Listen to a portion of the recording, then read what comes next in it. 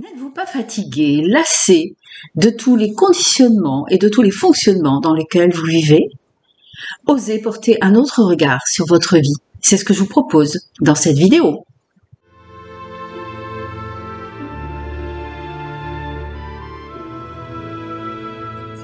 Bonjour, réveillez-vous, dormir c'est dangereux. Cette vidéo va être un peu le complément de la vidéo précédente qui est intitulée La grande école de la vie. Ça pousse encore plus loin le raisonnement et à la fin de cette vidéo, je vous donne un petit exercice à faire de façon que vous puissiez voir une application, on va dire, sur ce que vous vivez actuellement. Cette vidéo est une guidance et je vous la lis. Réveillez-vous, dormir c'est dangereux. Le négatif, ou plutôt ce que vous considérez comme négatif, n'est pas forcément une mauvaise chose. C'est juste une occasion de rectifier ce qui n'a pas été fait correctement. C'est une occasion de grandir en comprenant les situations et les épreuves que vous avez vécues. Abandonnez le passé en le remerciant de vous avoir conduit là où vous en êtes aujourd'hui et tournez-vous vers l'avenir en vous faisant confiance, en osant vivre, même si vous ne savez pas où vous allez, votre être profond le sait. Écoutez-le, écoutez votre intuition, qui est votre intellect élevé, écoutez votre ressenti et abandonnez votre mental qui vous pousse à rester dans votre ego.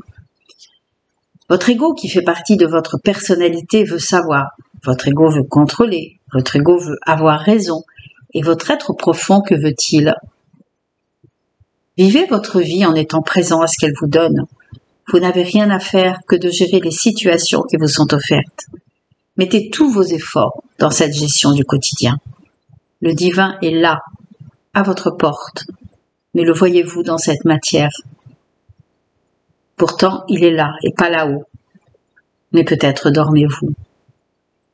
L'ego préfère vous faire croire qu'il est là-haut, c'est plus valorisant. Mais si vous vous réveillez et vivez votre vie, vous constaterez que le divin est dans chaque vivant et dans chaque moment que vous vivez. Beaucoup de messages vous sont donnés actuellement sur le fait de mettre l'accent sur votre enracinement. Ne regardez plus le ciel, baissez la tête, regardez la terre et le ciel s'ouvrira à vous. Revenir à la terre, s'ancrer, s'enraciner, sont les seules conditions pour être dans l'alignement. Et l'alignement vous met en phase avec votre projet d'incarnation, c'est-à-dire la trajectoire de votre âme dans les conditions qui sont les vôtres.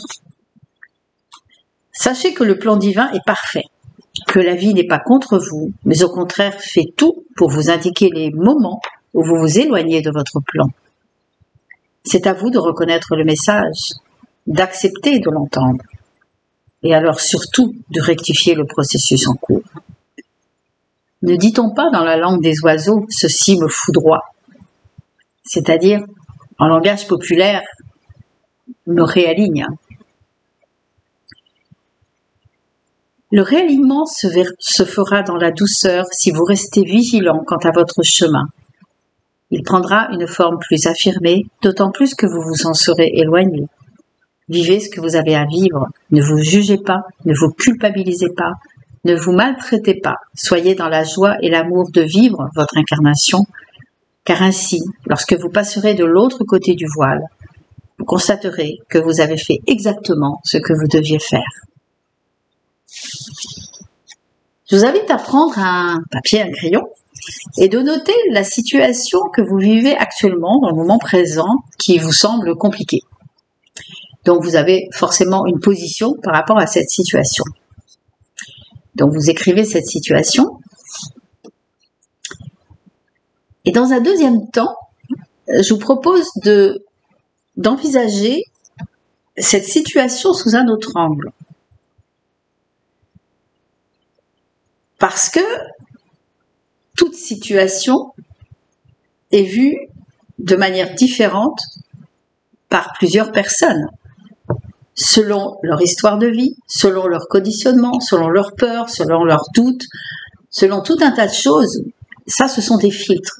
Donc, le fait de dire « et si je voyais la situation autrement », effectivement, ça va peut-être vous mettre en résonance avec des peurs, peut-être avec des doutes, peut-être à dire « c'est pas possible ». Juste essayez, c'est juste un écrit. Donc ça ne vous engage pas, ça vous engage que dans le moment où vous le faites. Voir cette situation autrement. Dans un troisième temps, donc je vous donne le processus et ensuite vous le ferez tranquillement à un moment qui vous sera donné ou à la fin de cette vidéo.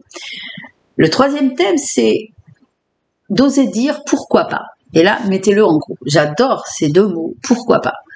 Je trouve que c'est, quand je le prononce, je dis mais c'est vraiment une porte qui s'ouvre. Pourquoi pas? C'est-à-dire qu'on ne prend pas une position, on met l'hypothèse que ça peut être autrement. Et vous allez voir, quand vous allez dire pourquoi pas, vous allez sentir à l'intérieur de vous cet espace qui s'ouvre en vous. Et c'est déjà quelque chose de très important.